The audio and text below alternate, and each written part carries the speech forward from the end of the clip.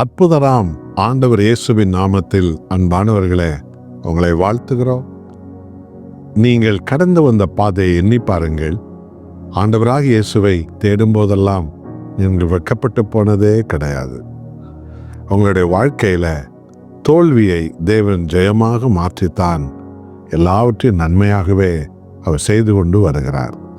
இந்த நாளிலும் கூட ஒரு விசேஷத்து செய்தி, தேவனை அதிகமாக தேடும்படி பரிசுத்த ஆவியானவர் இந்த செய்தி வழியாக உங்கள் ஆவி, உங்கள் ஆத்மா, சரீரத்தை அவர் தொட போகிறார். 42ஆம் சங்கீதத்தில் முதல் வசனம், தாவீது தேவனிடத்துல இப்படியாக அவர் கதறி ஜெபிக்கிறார். மானானது நீரோடைகளை வாஞ்சித்து கதறுவது போல, தேவனே என் ஆத்துமா உம்மை வாஞ்சித்து கதறுகிறது. மிக அற்புதமான நடைமுறைக்கு உள்ள ஒரு சம்பவத்தை தாவீது தன் இதயத்தில் வைத்து செய்த ஜெபம் இந்த ஜெபம். நாம் வனாந்தரங்களிலே, காடுகளிலே மான்களை பார்ப்போம் என்றால், அந்த மான்கள் எப்பொழுதும் எங்கே திரிந்தாலும் தண்ணீர் நிரம்பிய குளங்களண்டைத்தான் அந்த மான்கள் அதிகமாக இருப்பதை நாம் காணலாம். அதற்கு ஒரு காரணம் இருக்கிறது. இந்த மான்களை வேட்டையாடுவதற்கு சிங்கமோ சிறுத்தையோ பதுங்கி வந்து திடீரென்று அந்த மான்கள் மேல் அந்த பாய்ந்து விடுவதற்கு என்ன காரணம் என்றால், அந்த மான்கள் மேல் இருக்கிற ஒரு விதமான நறுமணம், அதை நுகர்ந்து கொண்டுதான் இந்த சிங்கமும் சிறுத்தையும் மான்களை தேடி அந்த ஓடைகள் அன்றை வந்து அவைகளை கவிப்பிடிக்க வந்துவிடும். உடனே இந்த மான்கள் செய்வதறியாது தெரியாமல் திடீரென்று தண்ணீர் குளத்தில் இந்த மான்கள் குதித்து விடும். அப்போது என்ன நடக்கிறது என்றால், அந்த மான்களின் வாசனையை நுகர்ந்து கொண்டே வந்த சிங்கமோ சிறுத்தையோ அந்த வாசனை இப்போது மறைந்து விட்டதுனால அந்த மான் எங்கே போனது என்று தெரியாமல் அது தண்ணீர் குளத்தில் மூழ்கி குதித்து கொண்டு அக்கறைக்கு போவதை கூட அந்த சிங்கம் சிறுத்தை கண்டுபிடிக்க முடியாமல் அந்த வாசனை மறைந்து விட்டதை எண்ணி அவைகளெல்லாம் வெட்கத்தோடு அந்த சிங்கமும் சிறுத்தையும் அது போய்விடும். மான்களோ அக்கறைக்கு போய் தப்பித்து கொள்ளும். இதைத்தான் தாவீது இந்த இடத்துல சொல்லுகிறார்.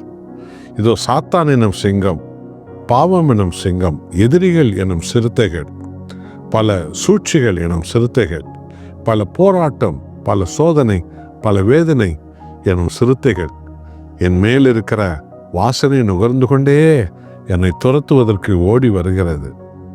ஆனால் அந்த மான்கள் நீரோடையை வாஞ்சிப்பது போல, என் தேவனே, பரிசுத்தாவின் அபிஷேகத்தை நான் வாஞ்சிக்கிறேன்.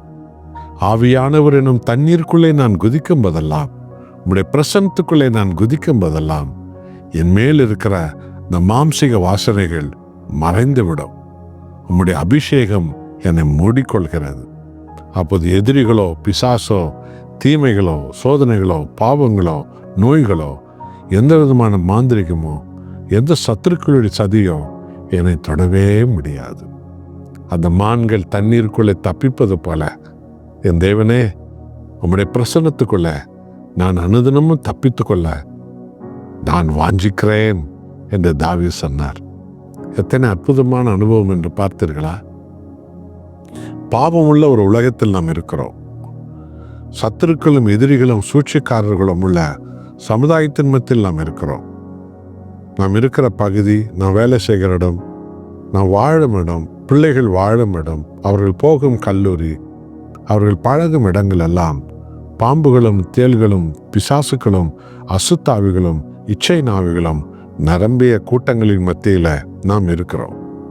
ஆனால் நாம் தேவனை வாஞ்சிக்கும் போதெல்லாம், இயேசு கிறிஸ்துவின் பிரசன்னம் நம்மை மூடும் போதெல்லாம், பரிசுத்தாவின் பிரசன்னம் நம்மை மூடும் போதெல்லாம், எந்த தீமையோ, எந்த இச்சையோ, எந்த துன்மார்க்க மனிதர்களோ, எந்த துன்மார்க்க மனுஷிகளோ, எந்த சாத்தானுடைய ஆவிகளோ நம்மை ஒருபோதும் தொட்டு விடாதபடிக்கு கர்த்தர் காப்பாற்றுகிறார்.